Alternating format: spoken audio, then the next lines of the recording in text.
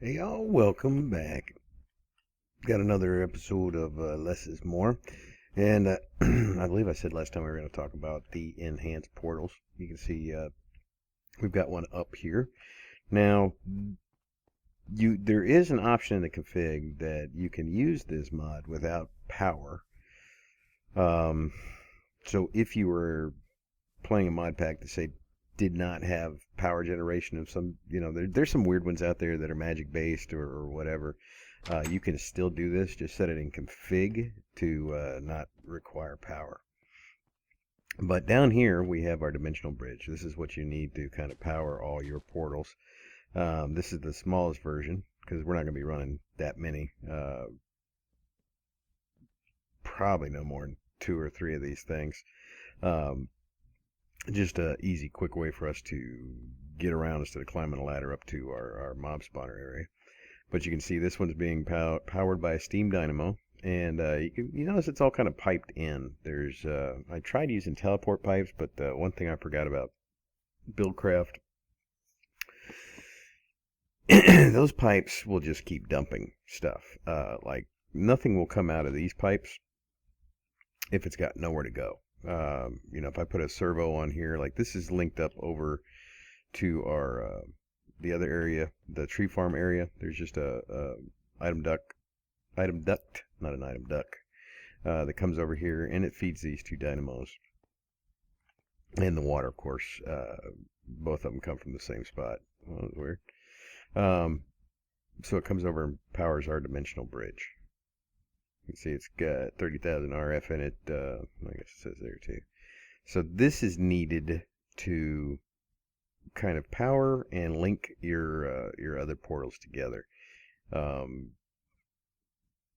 we'll talk about that in just a second. Hold on. Now, one of the things you'll need to make, so if we go in here and look at enhanced portals, if I can type it correctly, enhanced is these location cards. You need these to kind of link your portals together and to activate them. Not very hard to make, just some lapis, paper, iron, and then you're going to come over to your dimensional bridge here, and you'll just put them in this little slot right here, and it will link those cards to this bridge. So all your portals will kind of be linked to that network. So then if we come over here, let me see, let's grab some glasses so we can kind of see the different parts. Like right now, the only thing you see is the dialing device, but there's actually a portal controller and then a redstone interface. Well, let's go ahead and put the glasses on just so we can actually see them. Why can't I see them? Nope, there they are. Okay, so we've got a portal controller. This is what you right-click the card on. Now you're going to have a stack of 16 when you first make them and link them, but make sure you only pull one out of that stack when you click it on here. If you click the entire stack on the portal controller, it will delink those cards, and you'll have to go and link them again. So make sure it's just if you link the whole stack, just make sure you just right click it with one. Now the redstone interface, you can put more than one so you can have it do different things, but if we interact with it with a wrench, we can see input, output. You can change a few different things. Now what I've got here is remove portal on signal. So that means if I activate it, let's go over here and we activate the portal. So when I come out of the portal and walk through it, it's going to shut that off behind me. So if we go up to our mob spawner and I come out, it turns it off behind me, so it's not wasting power and burning through our charcoal at all. So we can go back down, and now we don't have to spend the minute, 2 minutes it takes to get up this stupid ladder to get up to the mob grinder area. And it doesn't take too much power because you're in and out, pretty quickly, so you don't have to worry about it. Now, just some other quick changes. Hold on. Let's talk about once you have the portal controller. Again, you just right-click on the portal controller with a wrench, and that's going to bring up your identifier. So each one's going to have a unique identifier, so you can just This one is a Nether Star. That is my home address. So when I go up there, I can dial and save this one. And in the dialing device, you can do like a manual entry, enter your code, and then you can just dial it or save it and name it, and then you can just come up here and click it and go.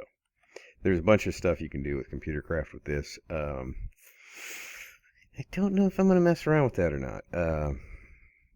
We'll see. We'll see. I mean, it would just require me to have a whole bunch of different locations for me to want to mess around with that, but we'll see. So some other changes that from last time to this time is I added in the wheat farm here. It's just the smallest version, 3x3, 1, 2, 3, 1, 2, 3, and it's 4 deep. The water's a little weird on this one. I fixed it over here, but it just seems to place it wherever it wants. Like this is a waste, these two. I'm going to try to fix that one. That one's okay. Eventually I'll get around to trying to fix this one over here. It doesn't need that many water spots. There was actually a bunch more. It looks like it's kind of got rid of some. There was like 2 over here. So maybe it's gotten rid of some. That's good. You say some more.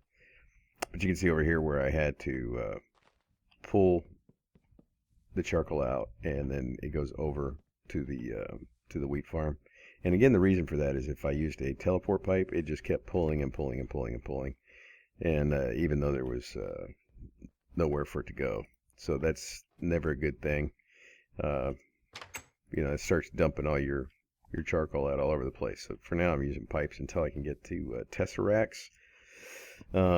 Seems to be fine with fluid and energy, but it is not a good thing with items.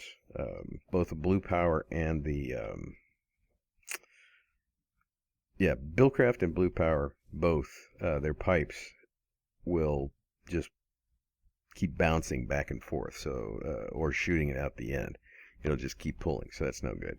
And then of course we changed up the mine entrance a little bit.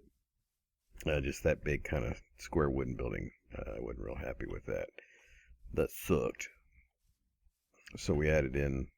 Oh, I need to add some more stairs back here, but I went over. There's a what is this stuff called? Dark oak, or dark oak. There's a dark oak forest. This direction. I actually did quite a bit of traveling around yesterday. Did a big kind of a circle. This is a huge, huge volcano. This one is also very, very big. This thing is enormous. Really big. So if I ever need any basalt, I'll be going over there.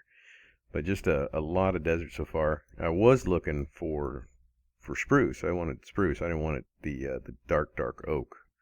But you see, we don't have a plethora of different biomes that are too close. Until I get some flight or something. That's probably gonna be about all the traveling I'm gonna do for now. Probably go back over here eventually so I can grab a horse. There was a couple of horses over here, so I'll probably go back over there. Not too distant future. Get myself a couple of horses for breeding. Any other changes? Okay, there was one more change that we'll talk about from the last episode. I was saying I wanted to kind of fix the blaze spawner, which I did over here. Real quick.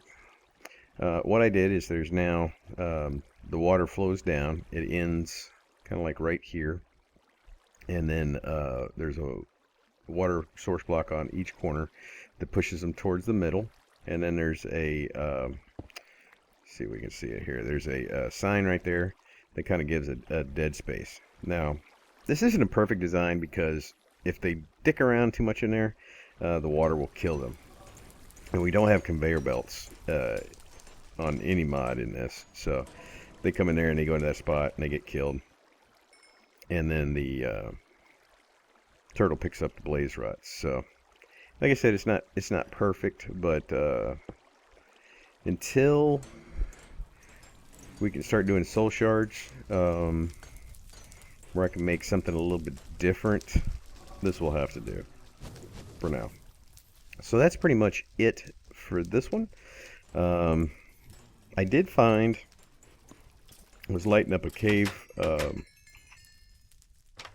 the copper and tin level down by the base, and I did find a skeleton spawner. Skeleton spawner room. I have no real need for a skeleton spawner right now. I mean, eventually I guess we could use it for experience or something. Unfortunately, I don't think there's any way to store experience in this pack. I don't think I added anything to actually store experience. So that may be something I have to look at doing, to be able to do some enchantment with, because it'd be nice. But that'll be down the road. So guys, I appreciate you coming by, and until next time, I will see y'all later.